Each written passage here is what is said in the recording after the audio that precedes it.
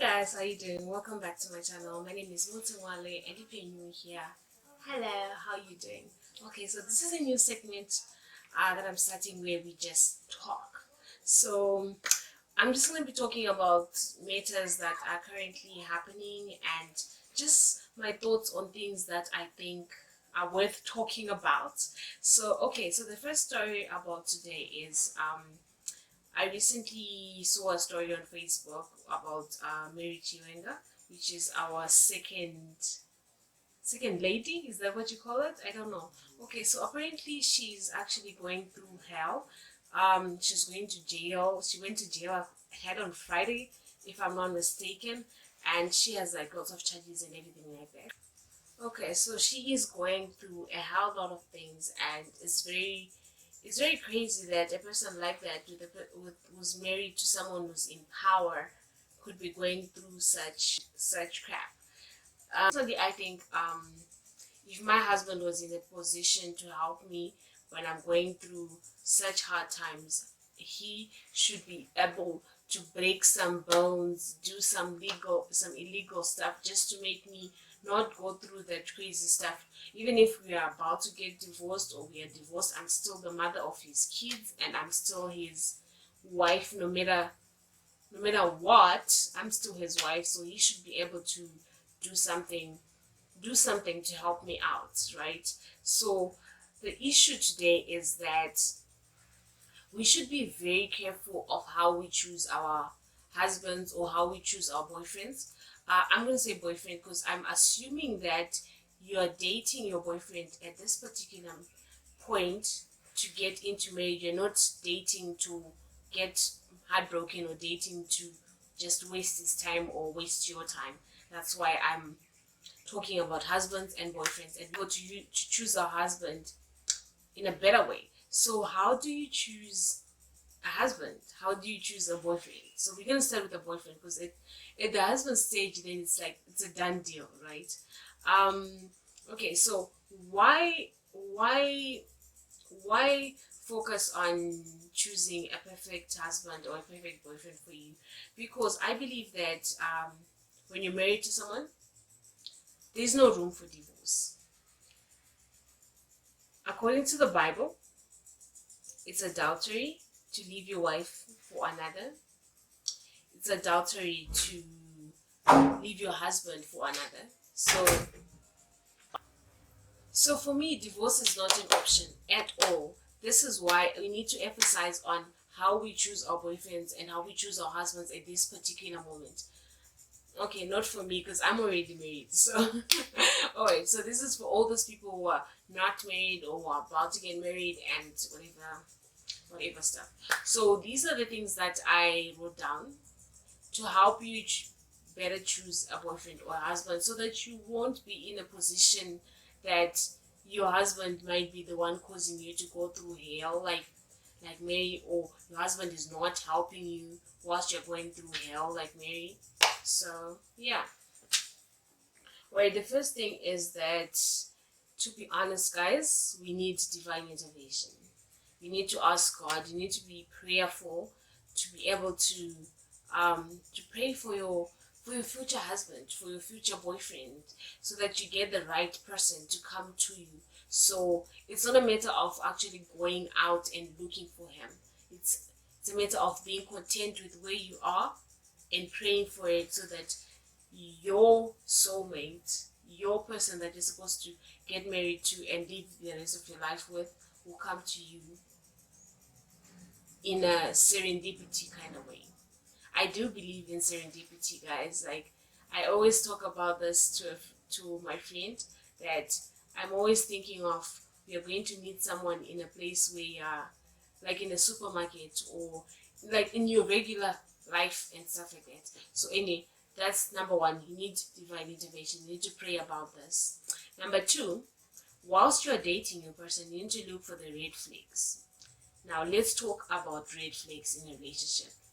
One, how he treats his ex-girlfriend, his ex-girlfriend, his mother, the street kids, his brothers and sisters. Guys, I can tell you this: If a person treats the people that are around him in a bad way, he will not treat you in a good way, because this is who he is. He is going to obviously going to be being rough and being rude. Right after the honeymoon phase, he's going to go back to his normal person. He's going to start treating you like the way that he treats everyone else around him. So you need to be mindful of how he treats people, especially the people that are not giving him anything, the people that are in a position that are not in a position to help him do anything. These are his ex-girlfriend, the street kids, mates, things like that. People that are, because you definitely know if someone is in a position to give you something, they're going to be treating them right. Look for how he treats the people that he doesn't care about, people that he doesn't know. So that should tell you if he's being rude to those people, he's definitely going to be rude to you also. So yeah, for those people that think like, oh yeah, he's a bad boy, he's gonna be a bad boy and he's gonna be doing bad to you. Number two, when you're in a relationship, if he starts cheating, let's say a month or 2 months whilst you're in a relationship, sis, cut him out. Because trust me, first month in your relationship, he probably has strings attached to other people, but then after like a month or two, the strings would have like been cut off or forgotten and stuff like that. We all know that thing that you're texting a couple of people, and then there's that one particular person that you keep texting, and that you start getting in deep into, and you get into a relationship with that person, and you forget the other people that you're texting, and that's like, okay, yeah, no cheating at all. So if you're dating someone who's cheated on you, sis, no, he ain't gonna do anything different, to be honest. Number three, a person who quickly gets angry at you, who's very controlling, who doesn't like your friends, doesn't like you hanging out with your friends. That's like being like in a controlling relationship, and someone who really likes to poke your buttons so that it makes you angry and makes himself angry and starts shouting at you. Trust me, if he is doing that, he's gonna keep doing that, because that's how you set a tone for your relationship. When you start dating someone and he gets angry very quickly and is very controlling, he ain't gonna change for nobody. He's just gonna be the same person that he is. So that's one of the red flags that you should definitely cut him out if he does stuff like that. Number four, people who are selfish, who are materialistic. And when I say materialistic, this also apply to women. If you're a man, this also applies to women who are materialistic. They are not the perfect person for you, because they're probably liking you for the things that you provide for them or the things that you have. And also, a person who's selfish will not be able to leave his selfishness behind for you. He's just going to be a selfish person forever. And also, if you're in a relationship and he has bad communication skills, like, you know how there's those people who are very, like, they say they are busy, and then they don't text you back, they don't reply you. You can see them, they're online, they don't even mention anything. Guys, that's bad communication, and that's a bad sign. Let me tell you something. There's no one who's too busy for anyone. If you like that person, if you are busy, let's say you're a busy person, like I do get busy sometimes, right? I'm busy with my kids. My main text, I'm definitely going to go like, babe, busy with the kids later, right?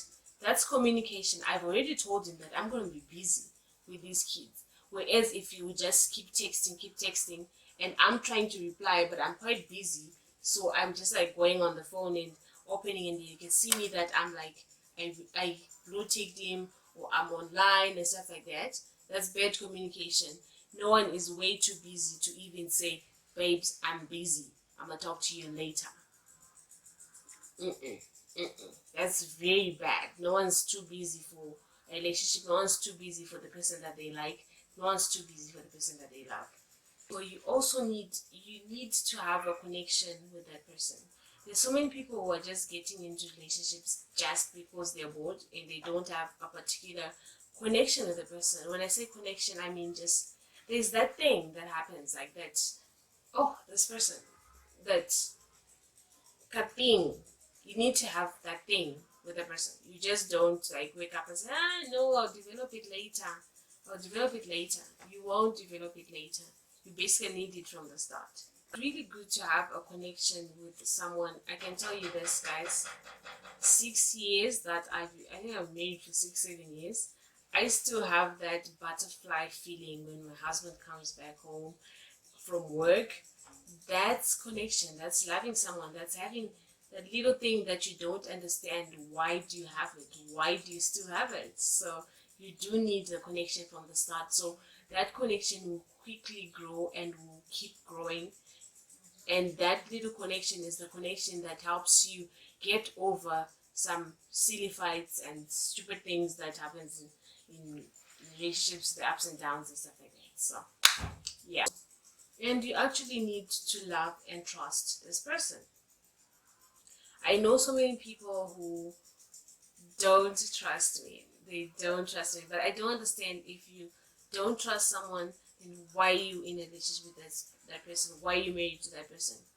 If you don't trust them, then you basically don't love them in that way.